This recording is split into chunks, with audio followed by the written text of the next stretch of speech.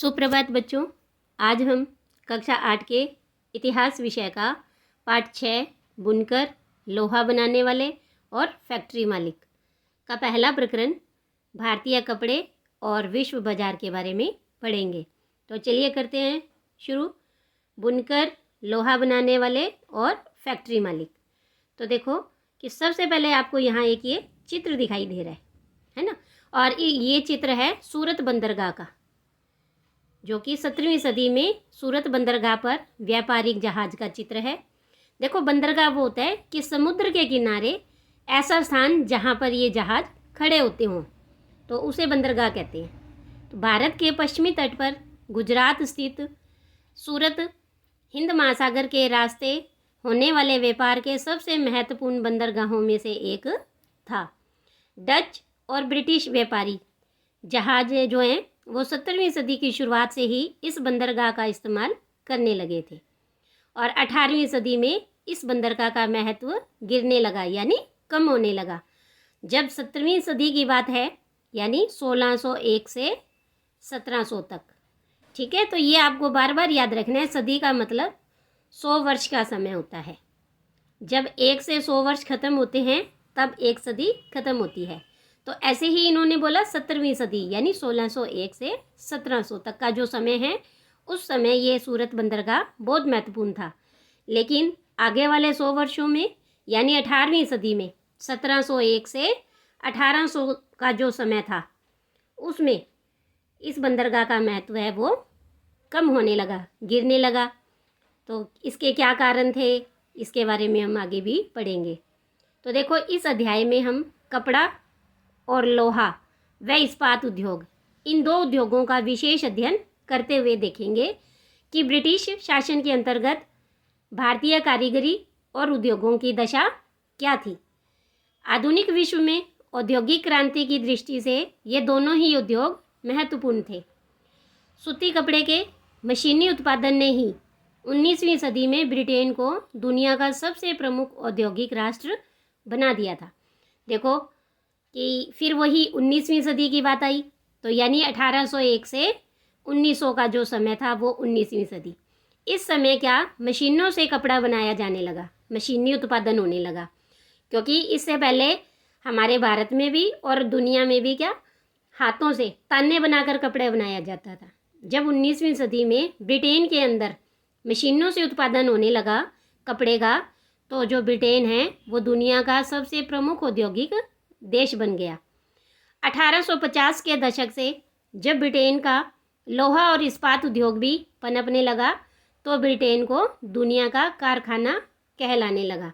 उसको दुनिया का कारखाना कहा गया। इसके बाद देखो आगे कि ब्रिटेन के औद्योगिकीकरण और भारत पर ब्रिटिश विजय और उपनिवेशीकरण में गहरा संबंध था।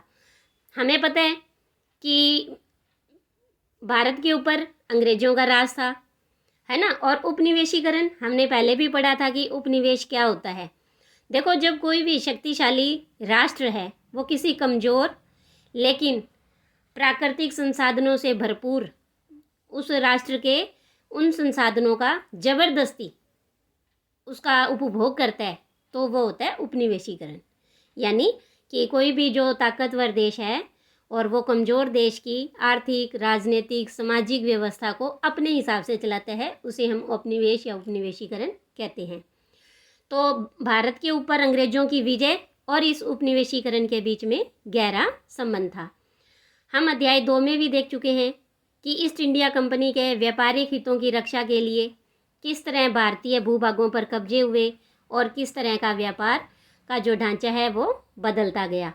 देखो, आपको याद होगा कि हमने अध्याय 2 में पढ़ा था कि कैसे जो ब्रिटिश है या जो ब्रिटेन है वो भारत में व्यापार करने के लिए आया था, है ना। ये देखो, आपको याद होगा ये मानचित्र हमने वहाँ देखा था कि यहाँ से ये समुद्र के रास्ते दक्षिणी अफ्रीका को छूते हुए और भारत के पश्चिमी तट पर पहुँचे थे, है ना। तो ये देखो कि इंग्लैंड कहाँ पर है, जिसे हम ब्रिटेन कहते हैं। तो ये देखिए कि ये है यहाँ पर। लेकिन ये भारत में आते यानी पूर्व दिशा की तरफ आते पश्चिम से, उससे पहले ही ये यहाँ पे पुर्तगाल, यानी कि यहाँ पर है। ये पुर्तगाल यहाँ से भारत के गोवा में पहले पहुँच गई, और इसके साथ साथ यहाँ से डच यानी फ्रांसीसी भी लोग आ गए थे, है ना। तो इस तरह से देखो, इनके आने से पहले, ब्रिटेन के ईस्ट इंडिया कंपनी के आने से पहले और भी देश आ गए थे। तो जो इंग्लैंड की महारानी है एलिजाबेथ, उन्होंने ईस्ट इंडिया कंपनी को तो अधिकार दे दिया कि पूर्व में आप जाकर व्यापार करो, और उसका कोई भी दूसरी कंपनी होल्ड नहीं कर सकती थी। लेकिन जो यूरोप के दूसरे देश हैं, जैसे पुर्तगाल है ना, फ्रांस है, तो इन लोगों को तो वो नहीं रोक सकते थे। तो इस तरह से क्या हुआ, इन कंपनियों के बीच में आपसी होड़ मच गई थी, और ये अपने काम को, अपने व्यापार को ज़्यादा फैलाने के चक्कर में एक दूसरे का नुकसान करते थे। किसी का जहाज डुबो देते, किसी की माल लूट लेते, इस तरह उनकी जो किलाबंदी करी होती थी उसे नष्ट कर देते थे। तो इस तरह से इनका आपस में संघर्ष चलता रहा, और इस तरह से अपने व्यापार को आगे बढ़ाने के चक्कर में जो ब्रिटिश ईस्ट इंडिया कंपनी है, उन्होंने भारत के राजाओं को धोखे से, लालच से, इस तरह से अपने पक्ष में करके और भारत के कई भूभागों पर उन्होंने कब्जा किया था। ये सब हमने अध्याय 2 में पढ़ा था, तो आप उसको दोबारा भी देख सकते हो। इसके बाद देखो कि जब उनका कब्जा हो गया, उसके बाद क्या हुआ कि 18वीं सदी के आखिर में ईस्ट इंडिया कंपनी भारत में चीज़ें खरीदती थी और उन्हें इंग्लैंड व यूरोप में ले जाकर बेच देती थी, और इसी क्रय विक्रय से उन्हें काफ़ी मुनाफा होता था। और जैसे जैसे ब्रिटेन का औद्योगिक उत्पादन बढ़ने लगा, वहाँ के उद्योगपति भारत को अपने औद्योगिक उत्पादों के विशाल बाजार के रूप में देखने लगे थे। यानी कि देखो कैसे, जैसे ब्रिटेन में अब सामान बनने लगा, है ना, तो जो ब्रिटेन के व्यापारी थे, उद्योगपति थे, वो अब अपने सामान को कहाँ बेचते, तब उन्हें याद आई भारत की। यानी उन्होंने भारत को एक विशाल बाजार के रूप में देखा कि हम अपना सामान भारत में बेच सकते हैं। तो इस तरह ब्रिटेन से तैयार माल अब भारत के बाज़ारों में आने लगा था। तो इससे जो भारत के व्यापारी थे, भारत के उद्योग धंधे थे, भारत के शिल्प थे, उन पर किस तरह से इसका असर पड़ा, तो इस पाठ में हम इसी पर चर्चा करेंगे।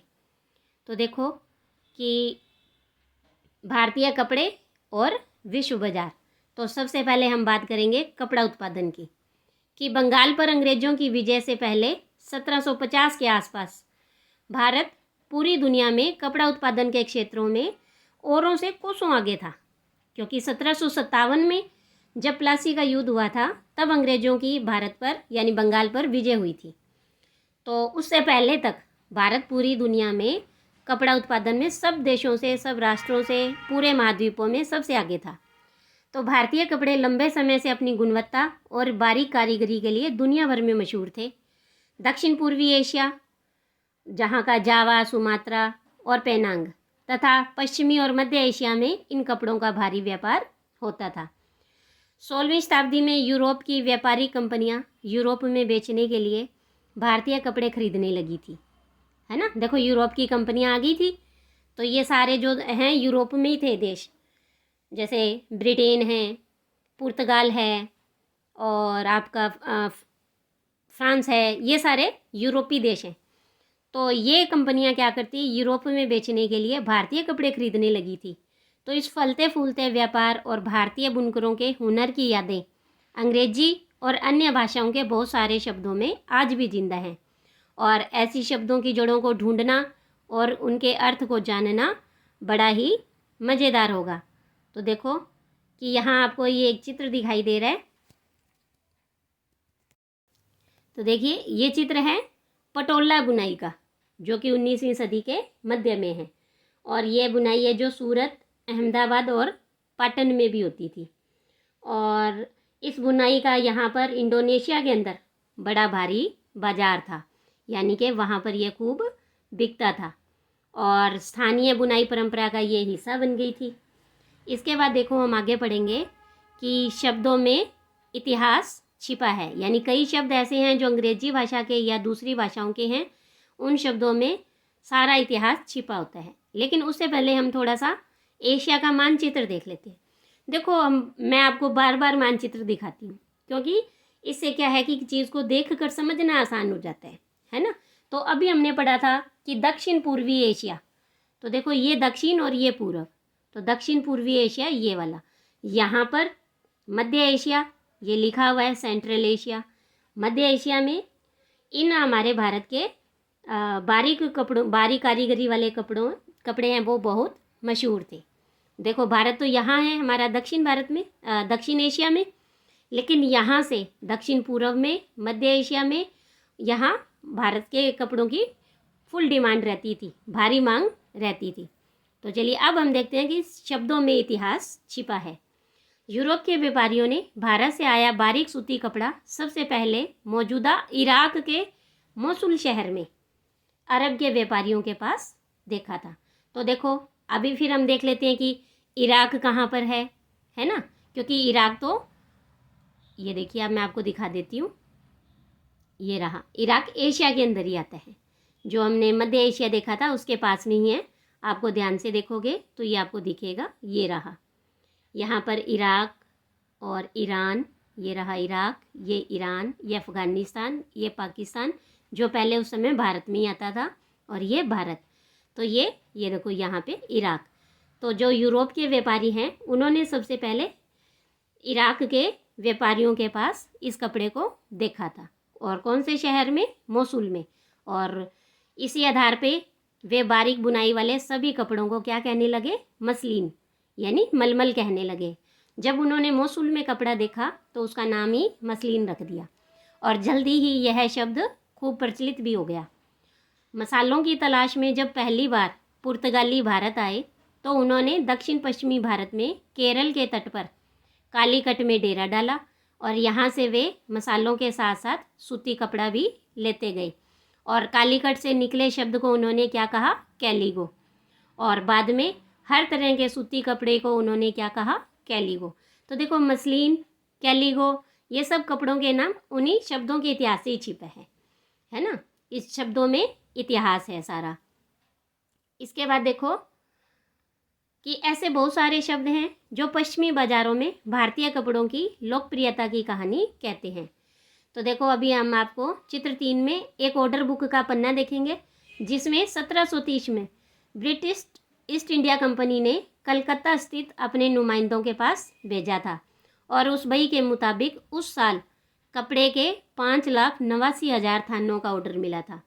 यदि हम इसी बही के पन्नों को पलटेंगे तो हमें पता चलता है कि इसमें सूती और रेशमी कपड़ों की 98 किस्मों का जिक्र किया गया है, और यूरोपीय व्यापारी इन्हें पीस गुड्स कहते थे, जो आमतौर पर 20 गज लंबा और 1 गज चौड़ा थान होता है। देखो गज में 36 इंच होते हैं, मीटर से थोड़ा सा कम होता है।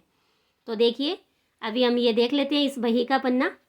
देखो ये रहा कि ईस्ट इंडिया कंपनी की ऑर्डर की बही का एक पन्ना जो 1730 का है।